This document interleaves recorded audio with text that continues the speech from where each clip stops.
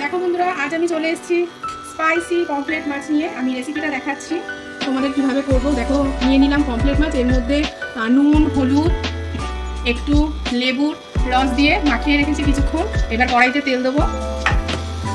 কড়াইতে তেল দিয়ে দিলাম।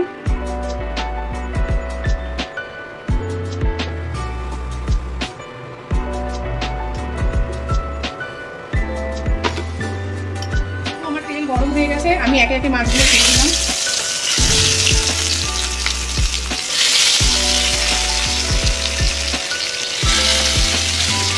তিনটে মাছ একসাথে ভেজে নিচ্ছি।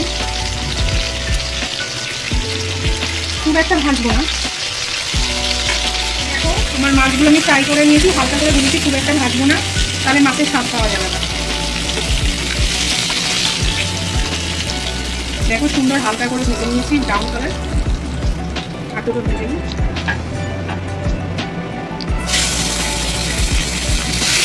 অলমোস্ট মাছ ভাজা কমপ্লিট। এবার আমি একে একে মশলা দেবো। দেখো, প্রথমে দিয়ে দিচ্ছি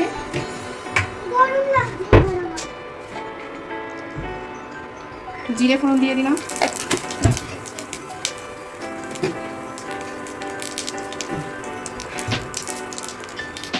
তারপর দিয়ে দিলাম, দেখো, পেঁয়াজ পেস্ট। তারপরে দিয়ে দিলাম আদা রসুনের পেস্ট। এর মধ্যে একটু জিরেও করে নিয়েছি। ভালো করে একটু নাড়বো চাড়বো।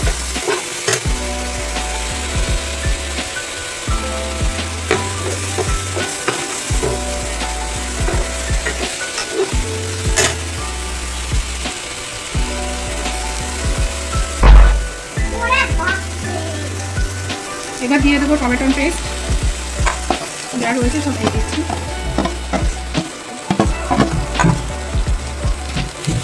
ভালো করে নাড়বো চাড়বো।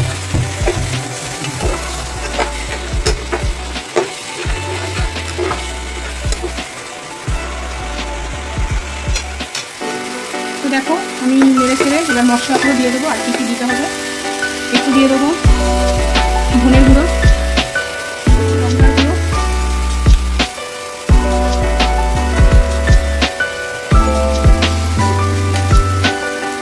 কাশ্মীরি লঙ্কার গুঁড়ো,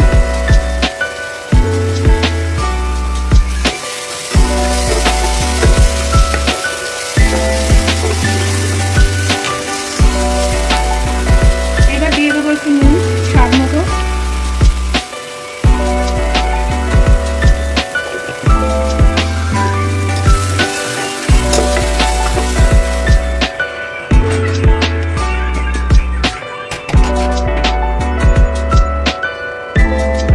এবারে একটু কিঞ্চিত জল দেবো, দিয়ে কষাবো। তো দেখো, আমি এবার কষাতে শুরু করেছি। যতক্ষণ তেলটা না থাকে ততক্ষণ কষাতে হবে। আমার একটা স্পেশাল একটু চিনিটা কিঞ্চিত চিনি।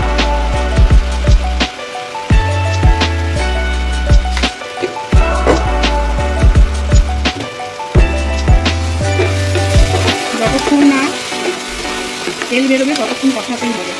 তো দেখো, আমার ফাইনালি কষানো কমপ্লিট হয়ে গেছে।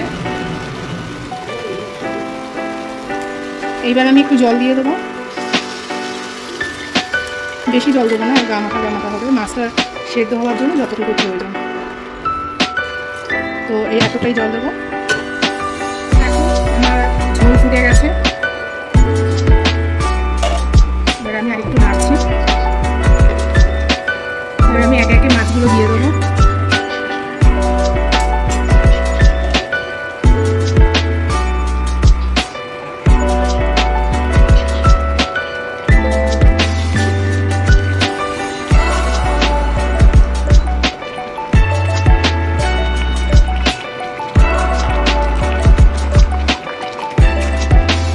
মাছগুলো দিয়ে দিলাম। এবারে মশলাটা দিয়ে দেবো। তো দেখো, হয়ে গেছে আমার স্পাইসি পমফ্রেট মাছ। মাছগুলো সব সেদ্ধ হয়ে গেছে।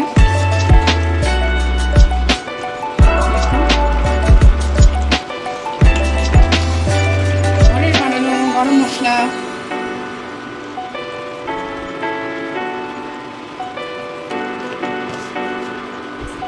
একটু নেড়ে ছেড়ে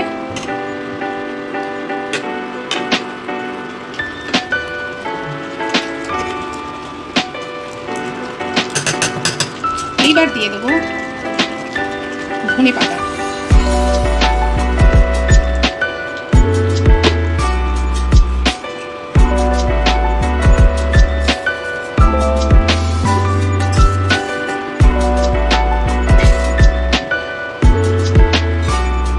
আর এক ফুটা দিয়ে নামিয়ে দেবো।